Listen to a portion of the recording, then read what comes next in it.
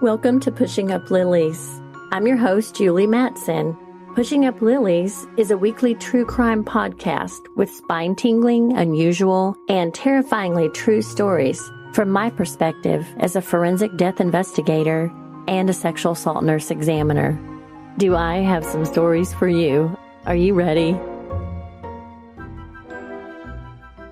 Hey guys, we're back for another week, Pushing Up Lilies. Man, it's been a heavy week. I think that everyone can agree, no matter what your beliefs are, that it's been crazy.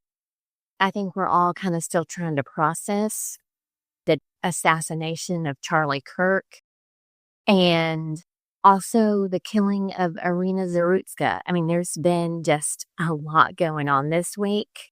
We have a TV in our office, and the day that Charlie Kirk got shot, we heard about it, and so we don't often turn on the news because we kind of make our own throughout the day, but we turned it on and watched it. And I have to admit, and I'm kind of embarrassed to say, I did not know who he was.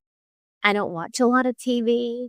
I don't get too involved in politics. I definitely don't ever talk about politics, but I was, I guess, amazed by him.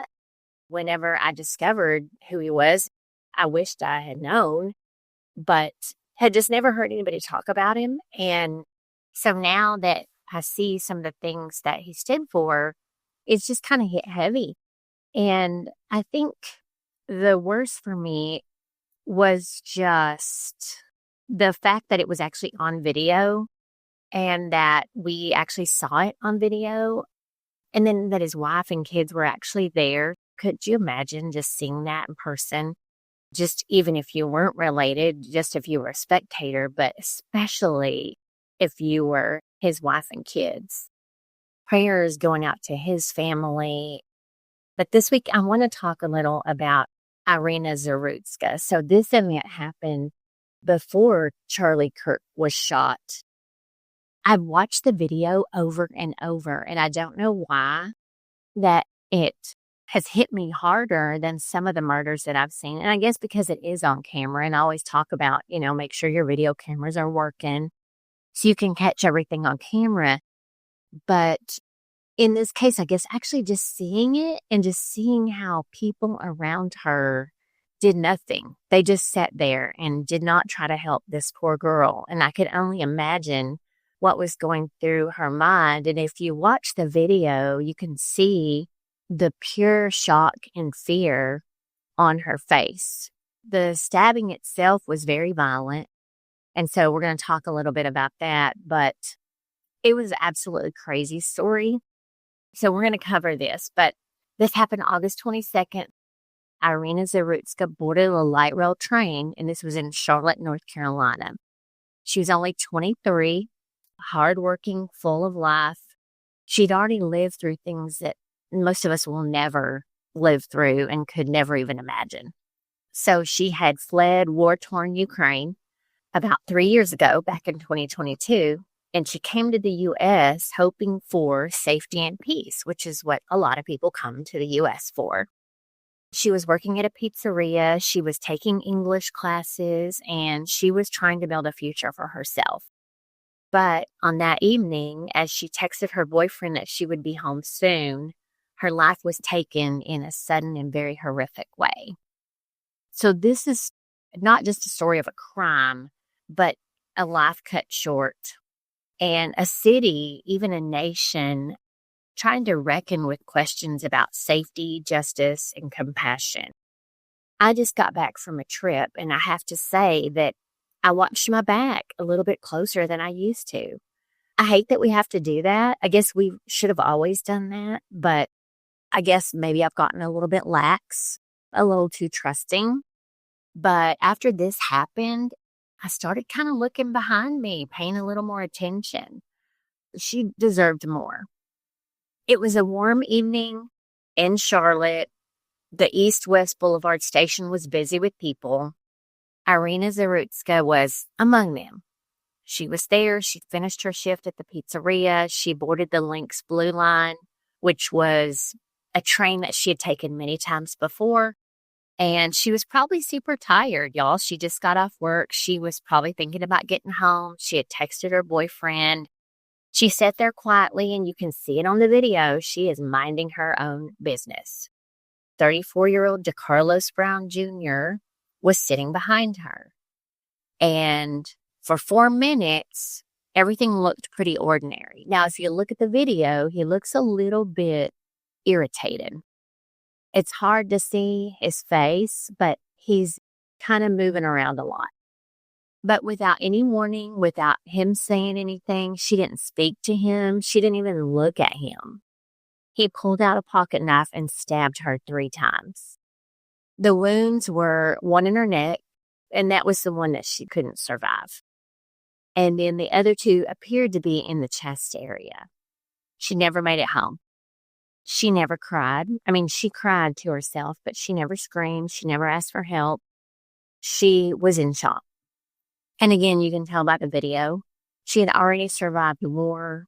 She was finally here trying to find joy, and she was robbed of all of it in just seconds. Now, the man accused of this killing, Decarlos Brown Jr., was homeless. He had a long history of arrests, 14 total, over a 12-year period. He had been charged with robbery, with a dangerous weapon, breaking and entering, larceny, and assault. He was known to struggle with mental illness.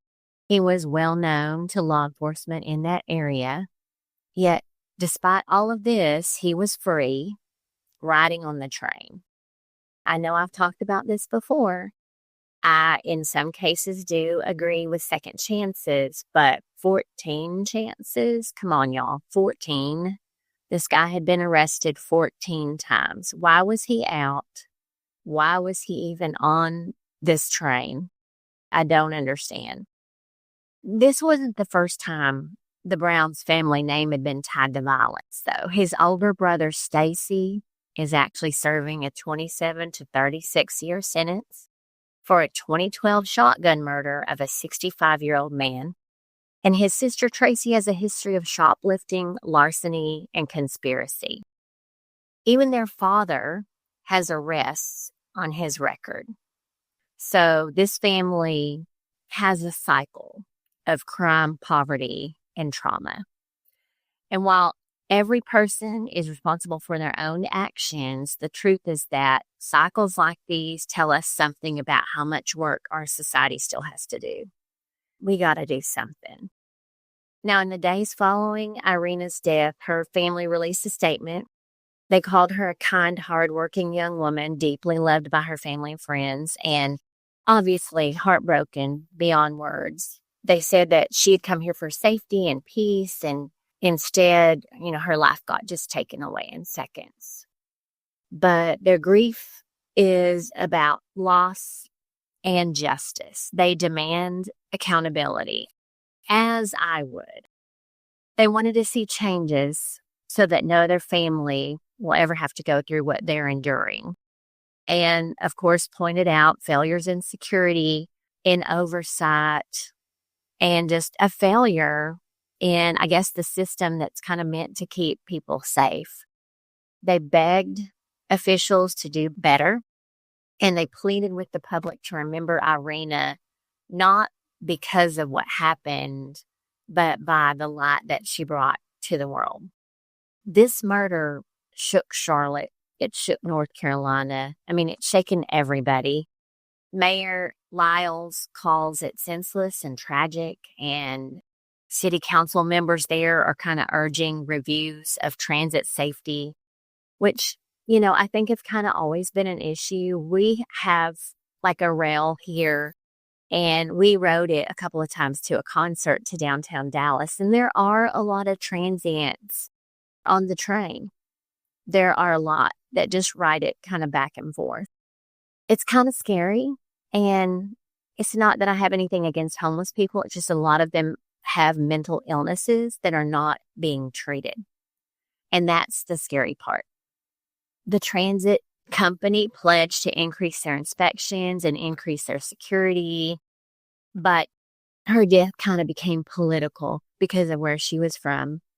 again, the family just wanted everybody to remember her and remember what a great person she was and realize that she deserved better.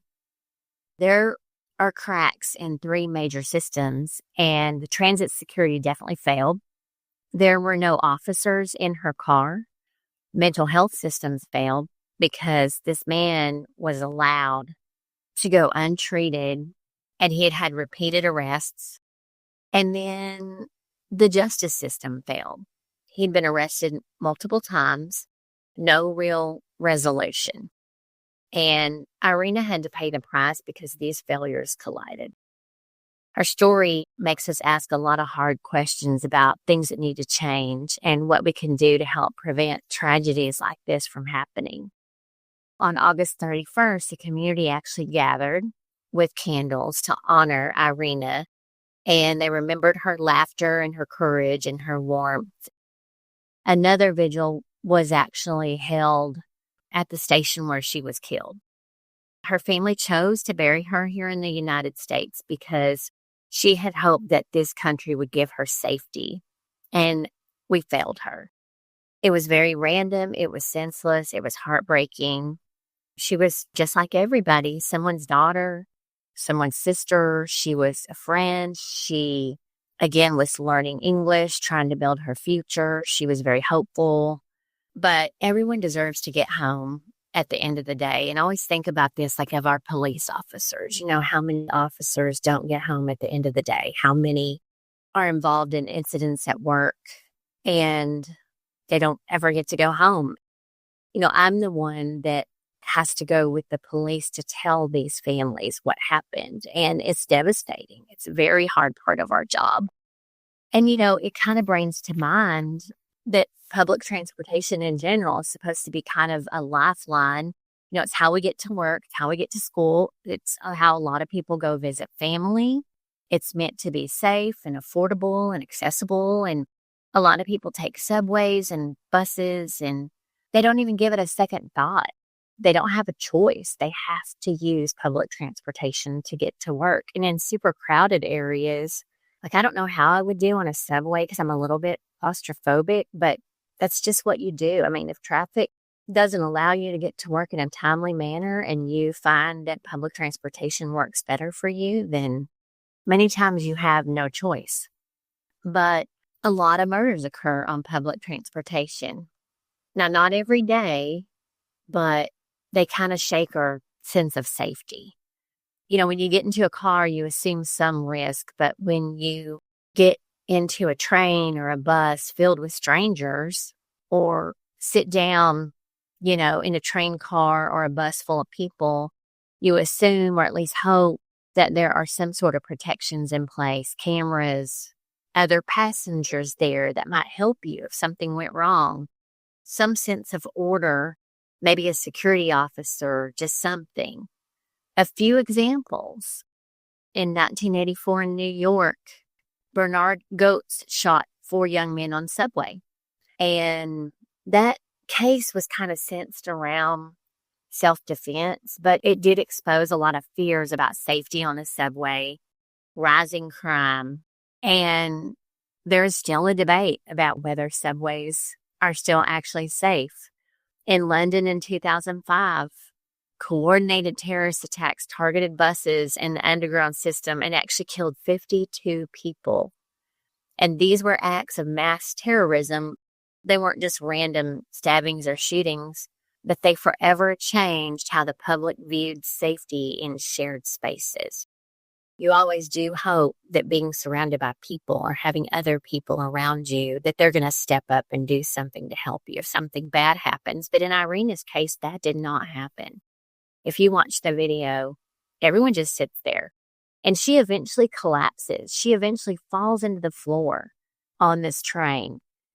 No one even cares. No one tries to help her. No one gives her any kind of comfort. And you can see the drops of blood on the floor. You can see what happened. And they saw him attack her. I mean, even recently, we've seen cases like the Jordan Neely killing in 2023, when a man suffering from mental illness actually died in a chokehold on a New York subway train. And that sparked all kinds of protests and questions about mental health and what role bystanders play in preventing violence.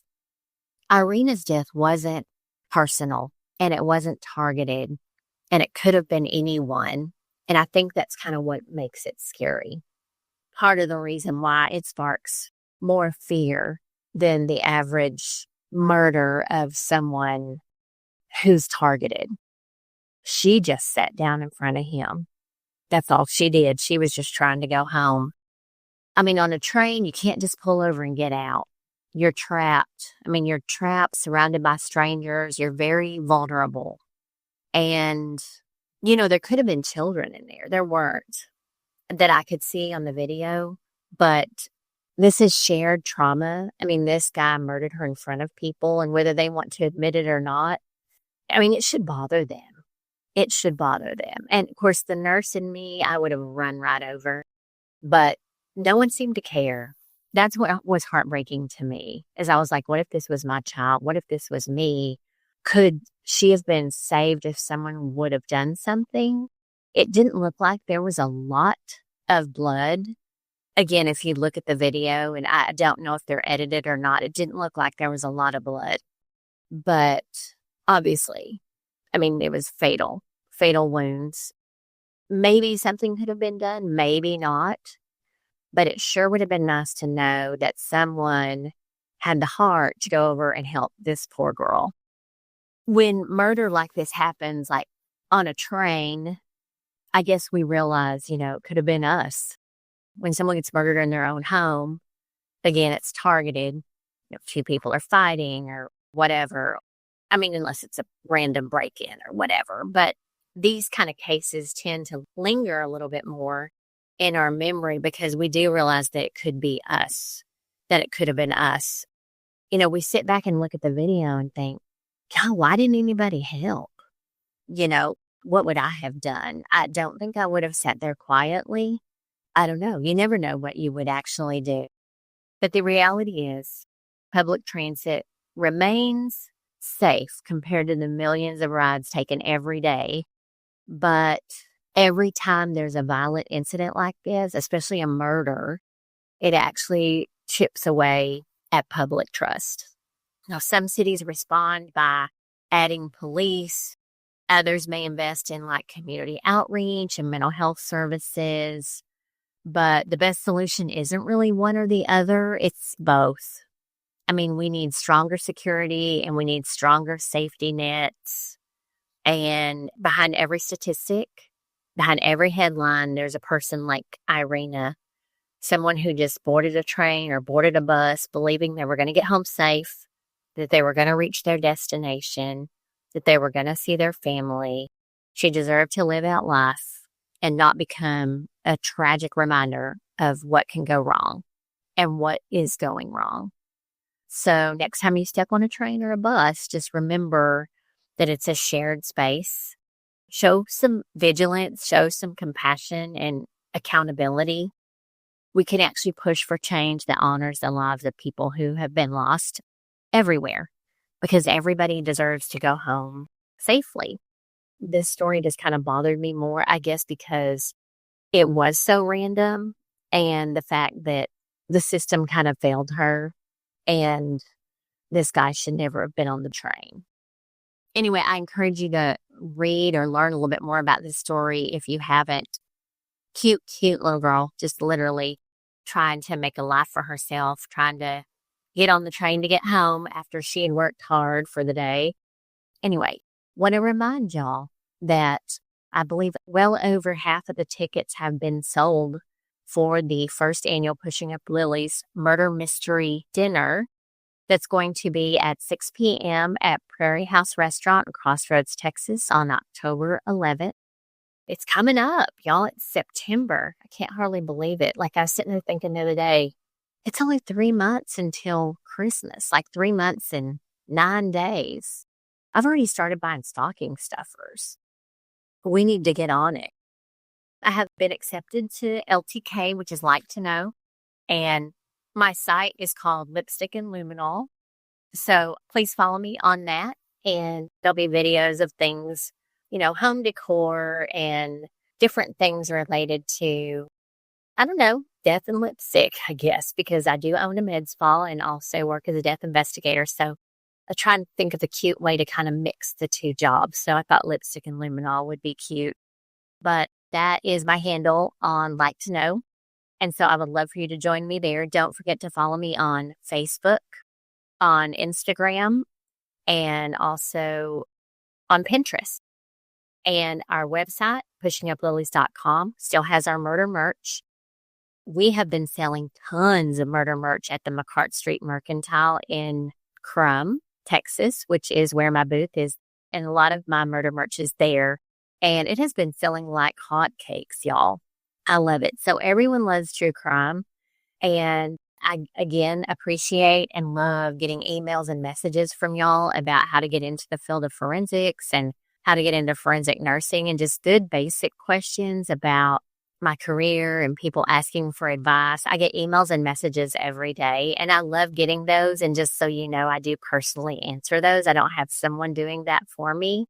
When you get a response, it is me. Please don't forget to go online and order those tickets for the murder mystery. I hate for y'all to miss it. I really would love to see everyone there. There's going to be giveaways and prizes. It's going to be really cool. I've hired this company to do the entertainment, and it's going to be all kinds of fun. So highly encourage y'all. You can go to eventbrite.com, and when you search Crossroad, Texas, or just type in Pushing Up Lilies, it'll bring the event up for you. And they added some fees to the total cost, so I couldn't tell you exactly what it comes up to. I think it was close to $90 or something like that for tickets. So not terrible considering you're getting 3 hours of entertainment, appetizers, and chicken and beef fajitas. I mean, who doesn't love that? So it's going to be a night of a lot of fun. Headed to work this morning. Hopefully the county is good to me. They were fairly good yesterday. We didn't have too rough of a day. It looks like their weekend wasn't too terribly busy. Had a lot of decomps. Talked to someone from another office who said that they've had a lot of decomps, but the weather here is cooling off, which is amazing. So I feel so much better than it has, but we just didn't have as hot of a summer as we normally do. So I'm thankful for that. But anyway, y'all have a great week, and I look forward to talking to you soon. Bye, y'all. Thank you so much for joining me today on Pushing Up Lilies. If you like this podcast and would like to share with others, please do me a quick favor and leave a review on Apple Podcast. This helps to make the podcast more visible to the public.